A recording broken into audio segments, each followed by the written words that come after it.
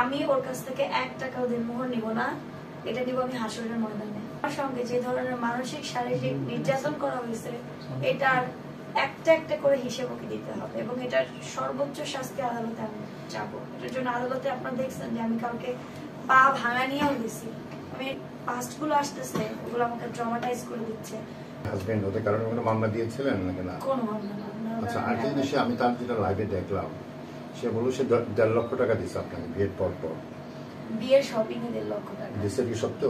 এটা আমি বলেছি লাইভে, আপনাদের কথা বলেছি। আমি তো সব লাইভ দেখি। মানে আমি বলি বিয়ের খরচ বাবদ তার যে সার্কেলটা আছে না, তার সার্কেলটাকে শপিং করতে দেওয়ার জন্য শুটিং এ থেকে 50,000 পাঠিয়েছে।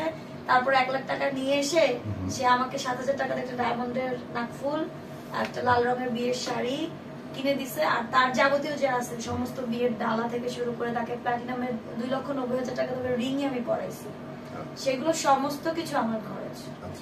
এবং দ্যাটস দ্য রিজন। কিন্তু উসুলও সেখানে 2 লক্ষ টাকা উসুলও দেখানো। গাবি ছিল কত? 10 লাখ। 10 2 লক্ষ টাকা উসুল। এখন যদি সে ধরেন, আমি এমনি জানতে চাচ্ছি, আমি আসলে প্রশ্ন আচ্ছা আমি স্কিপ হয়ে যাচ্ছি ভাইয়া ওই কথাটাতে। আমি একটা কথা যে বলি, সে যখন এই যে এতগুলো মানে অবজেকশন দিয়েছে, তার মা বোন বেরিয়েছে, তার স্ত্রী, প্রথম স্ত্রী, দ্বিতীয় স্ত্রী বেরিয়েছে।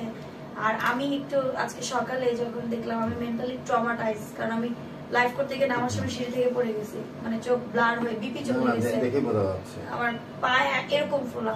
তো আমি পরে একদম স্ট্যাটাস দিছি যে আমি ওর কাছ থেকে 1 টাকাও দেনমোহর নিব না, এটা নিব আমি হাসরের ময়দানে।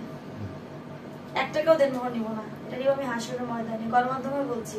তবে আমার সঙ্গে যে ধরনের মানসিক শারীরিক নির্যাতন করা হয়েছে এটার একটা একটা করে হিসেব ওকে দিতে হবে এবং এটার সর্বোচ্চ শাস্তি আদালতে আমি যাবো। এটার জন্য আদালতে আপনারা দেখছেন যে আমি কাউকে পা ভাঙা নিয়েও গেছি। আমি এর জন্য প্রতিদিন যাব। কিন্তু ওর যেই পাস্ট গুলো আসতেছে ওগুলো আমাকে ট্রমাটাইজ করে দিচ্ছে। যেই ছেলে বলতে পারে যে আমার প্রথম স্ত্রীর সাথে সংসার হয়েছে 7 দিন, তুমি আমার সব, সেই ছেলেরা এখন এগুলো বের হচ্ছে অ্যাজ এ ওয়াইফ।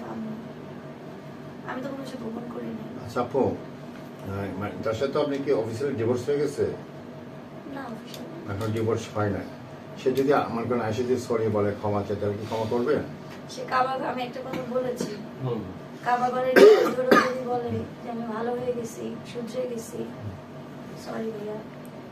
না আমি জানতে চাই কেন জানেন? কারণ মানুষের ভুল একবার হয়, দুইবার হয়, বারবার যেটা হয় ওটা অভ্যাস।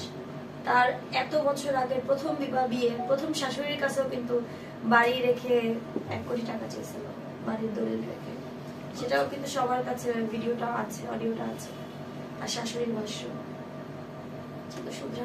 আচ্ছা আপু, এই যে এখন তো সে জেলে আছে, সবকিছু মিলে আপনি কোনো চাপে আছেন কিনা?